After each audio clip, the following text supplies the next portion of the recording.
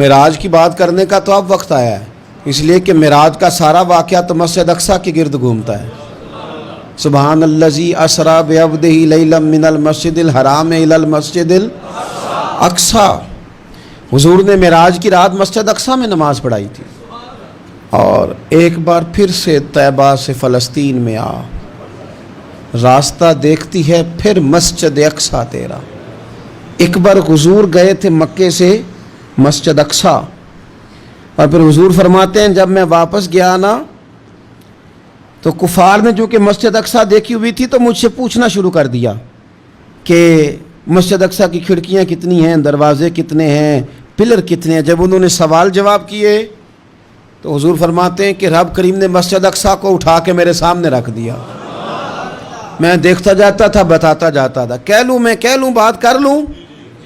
ایک دفعہ حضور مکے سے مسجد اقصیٰ آئے، اور ایک دفعہ مسجد اقصیٰ میرے نبی کی زیارت کے لیے مکے گئی، حضور کی زیارت کے لیے مکہ شریف گئی۔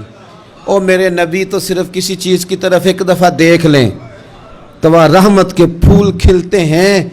مسجد اقصیٰ کی طرف منہ کر کے 17 مہینے میرے نبی نے نماز پڑھی ہے۔ مسلمانوں پتہ ہی کوئی نہیں، ہماری خبریں ہی اور ہیں، ہمارا درد ہی اور ہے، ہمیں پتہ ہی نہیں بم کہاں برس رہے ہیں، ہمیں یہ خبر ہی نہیں۔ اور میں اس دور میں تقریریں کر رہا ہوں جہاں سوتوں کو جگانا نہیں پڑتا، جاگتوں کو جگانا پڑتا ہے۔ سیانے لوگوں کو سمجھانا ہمارے ذمہ لگ گیا، کیا کریں؟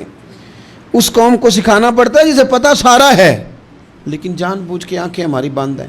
یہ مولوی کو بات کرتا تو لوگ کہتے دیکھو مولوی گالی دیتا ہے، لیکن اگر قائد اعظم محمد علی جناح کہے کہ اسرائیل امریکہ کی ناجائز اولاد ہے تو پھر تو تمہیں ہضم کر لینا چاہیے نا، پھر تو لبرل کو بھی ہضم ہونا چاہیے نا کہ قائد اعظم نے کہا ہے، اور اس ناجائز بچے کو تم نے اتنی طاقتیں دے دی کہ وہ مسلمانوں کے قبلہ اول میں نماز پڑھنے والوں کو بھی نہ بخشے۔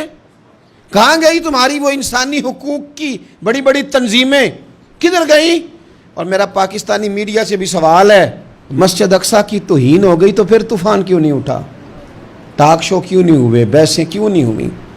میں اس موم بتی مافیا کا کیا کروں، ان لبرل لوگوں کا کیا کروں، ان کے سپورٹروں ووٹروں کا کیا کروں، ان سیاسی جماعتوں کے کارکنوں کو کیا نام دوں کہ جو فضول بحثوں میں تو وقت ضائع کرتے ہیں، اور وہ مسجد اقصیٰ جس کے بارے میں میرے نبی پاک صلی اللہ علیہ وسلم سے ایک صحابیہ نے پوچھا تھا، یا رسول اللہ مسجد اقصیٰ میں نماز پڑھنا کتنا کو بہتر ہے باقی نمازوں کے مقابلے میں؟ تو حضور نے فرمایا 1000 گنا بہتر ہے۔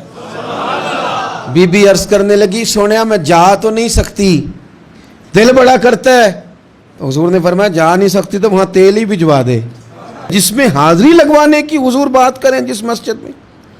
اور نبی پاک علیہ السلام نے فرمایا خاص کر کے سفر کرنا ہوا تو 3 مسجدوں کے لیے کرنا، ایک مسجد حرام بیت اللہ کے لیے، ایک مسجد نبوی کے لیے، اور تیسرا مسجد اقصیٰ کے لیے۔